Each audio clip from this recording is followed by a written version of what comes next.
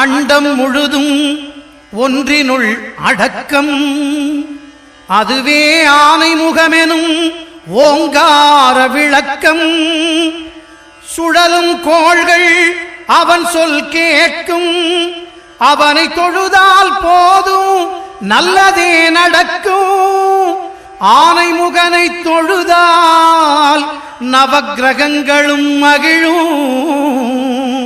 நல்லதே நடக்கும், நல்லதே நடக்கும்.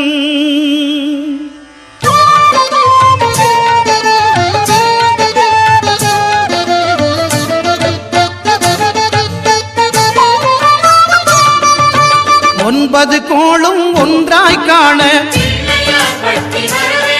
அங்கு கற்பகம் என்னும் கடவுளின் மெய்யில் 9 கோளும்